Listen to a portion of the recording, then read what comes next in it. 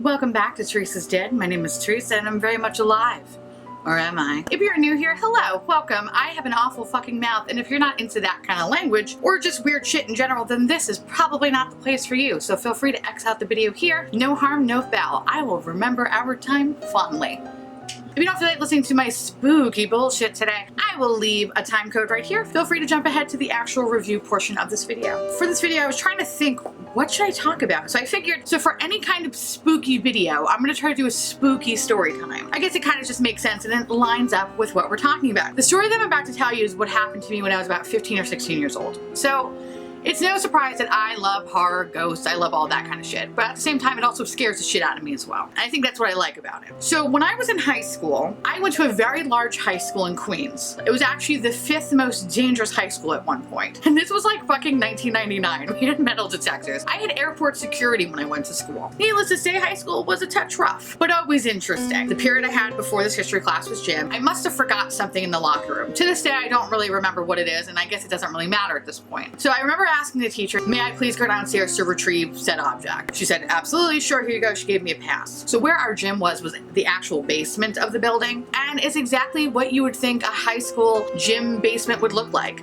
Fucking terrifying. It looked like what I imagine a prison camp to look like. Everything was just gray and dark and cold and gross. Nothing has been changed or cleaned since probably the 70s. Like, that's how gross we're talking about. So when you walk into this room, it's quite a big room. As soon as you walk in, on this side of the room, you have a bunch of mirrors, a large white sink that had many different faucets. So let's just say about 15 rows of huge ass lockers. And then all the way on this side of the room is a wall. You have your bathrooms over here, basically like a short walkway that you can walk through the lockers. So what I did was I walked straight ahead and I made a right and I went all the way down to the last locker. So when I finally get to the locker, whatever, I don't even remember what the fuck I was looking for. I think I may have found it, I'm not too sure. But suddenly out of nowhere, I started to smell this really strong cigarette smell. And I'm like looking around me and I'm like, this is weird, but also not too weird because people used to go downstairs and smoke cigarettes all the time. People did a lot of shit downstairs. We just never talked about it. I smell this cigarette smoke and I'm thinking I was probably some girl smoking a cigarette, but which was weird because I didn't hear anybody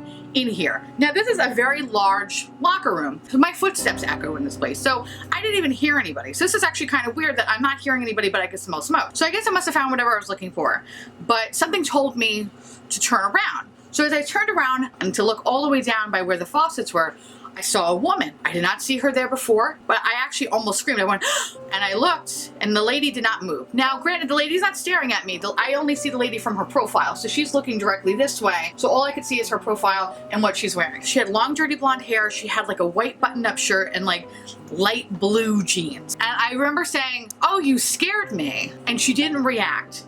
And she didn't look at me. And I thought, no, maybe she can't hear me, but that's weird because you could hear everything in this locker room. Something told me not to walk in her direction. I don't know why, something just told me not to do it. So instead of going back the way I came, I instead went down this side of the row of lockers to ultimately make the right to get out of the room. So I get my shit and I'm like walking and I notice the lady's walking too. So we're kind of walking at the same speed. And it's really funny because I see her passing through the lockers with me, but she not looking at me. It's like she can't see me. It's really fucking strange. So when we got to the end of the row of lockers and I made the right, she wasn't there. Did she go back? So I walked quickly up to the front of the room and then I looked down the row of lockers. She wasn't there. I don't hear any footsteps. I walk back, so then I walk again back through the row of lockers to see if I could find her. I don't know why this time. Now I kind of wanted to find her. When I got to the other end of the room and when I realized I didn't see her, all the hairs stood up on the back of my neck and I was like, I need to get the fuck out of here. I literally hightailed it out of there. And all I could smell was like this crazy amount of cigarette smoke. I run my fat ass all the way back upstairs and I think it was like towards the end of the period because as soon as I got into the room, like my face was like drained white of color. Like I looked paler than I do now. I sat in my chair and the teacher kept looking at me but kind of continued on with her lesson. So at the end of the period, she stopped me and she said, hey, are you okay? You looked a little out of sorts when you came back into the room. And I said, yeah, well, I don't know. So she's like, wait, sit down. What happened? So of course, you know, she probably was thinking like the worst possible thing happened to me or something bad. So I sat down and I said, listen, I don't know what I saw. And she's just like, what are you talking about? So I said to her, like, I don't really know what happened. I don't really know what happened. I went downstairs looking for something and then I saw this woman and she scared the shit out of me. She scared me and I didn't see her after that and it just freaked me out and I don't know.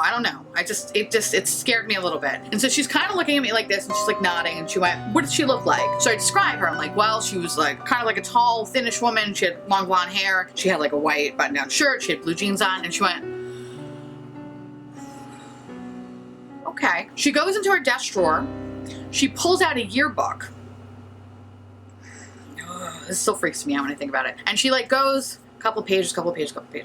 And then she points to somebody and she goes, was that her? I looked down and it was her. Now it looked pretty much like her. Granted, I did not see her full face. I only saw her profile, but it looked a lot like her. I said, yeah, that's her. She went, oh, you saw Kathy. Kathy died a couple of years ago to lung cancer. She used to be in the basement smoking cigarettes. It felt like my asshole dropped through the floor and I was fucking freaked out. And to this day, I still think about that lady.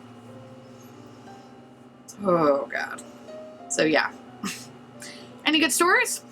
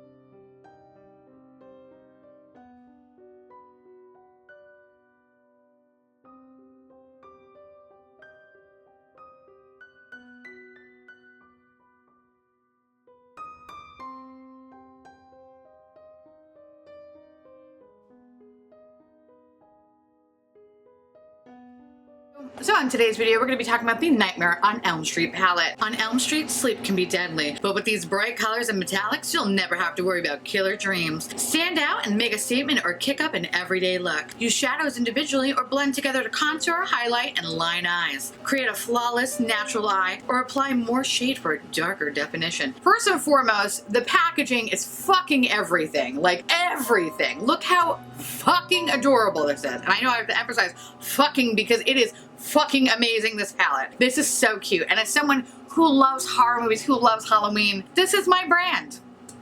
If I were ever to make a fucking eyeshadow palette, it would probably be something like this, because it would be like, this is fun, except it'd be a lot of yellows in there. That's the only difference. So this bad boy actually retails for $16.90. You can find it exclusively at Hot Topic. This is the first palette that I ever used from Hot Topic. I know that in my Spooky Haul Volume 1, I actually showed a couple of different Hot Topic palettes that I purchased. I actually have not been able to use them yet because so much fucking makeup has come out, and I'm actually designing to use those palettes for my October series. So I was very excited to start using one of these palettes today because I really wanted to see if the quality of Hot Topic makeup is pretty good. I've heard a lot of mixed things. I've heard a lot of good things, and I've also heard a lot of bad things. So I had zero expectations going into this. So with that said, for $16.90, what do you get? 8 eyeshadows in this really interesting layout. I get it, it's supposed to be like slash marks. I understand that. It's just packaging flaw because it's kind of a pain in the ass to use if you're using a brush. However, I think if you use a foam tip applicator, it wouldn't be so bad. You get this awesome full-size mirror that has little slash marks in it and actually says Elm Street on the top of it. What's weird about this palette is that it opens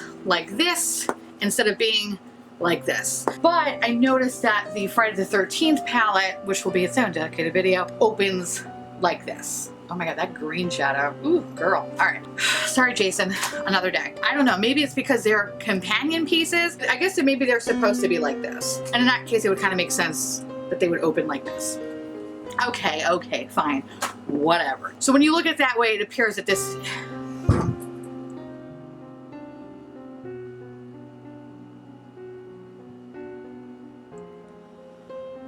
Oh my God, this scared the shit out of me. Oh my God, damn it. Okay. What was I saying? These eyeshadows. These eyeshadows are surprisingly pretty good. Now, I'm not gonna say that they're the best eyeshadows I've ever used because they're fucking not, but they're not the worst eyeshadows either. They're actually really surprising for what they are. Are they ColourPop standard? No, I don't think so. But are they on par with, like, say, Wet n Wild? Yeah, I would say that. I would say, and I think Wet n Wild actually has some decent eyeshadows. So I definitely think they're more on par with, say, drugstore eyeshadows. The things that I don't like about it is that there's a lot of fallout, like a crazy amount of fallout. But of course, it's an easy fix. Just do your eye makeup first. Now today, I actually recorded a video before this, so I actually had my base on already. It kind of presented a little bit of an issue because I had a blue cast on half of my face for most of the video, but it is what it is. I tried my best to clean it up with additional concealer and all that good stuff. And I think that's what I'm really excited about this palette, because I had zero expectations going in. I thought to myself, even if this palette was shit, it's going to live in the back somewhere over here. Like, cause this is just like an awesome piece for me. And like I said before, I'm a horror fan. So this is everything to me. If you're not into this, I can understand why you're like, eh, whatever, fucking snooze fest. But in reality, this is really cool. And if you're into 80s horror movies, I think you're gonna fucking love this for your collection. And plus it's $16. It doesn't hurt the bank that much. I would say that probably my biggest complaint besides the fallout is that these pan sizes, because to me, they don't make any sense, but it is what it is. And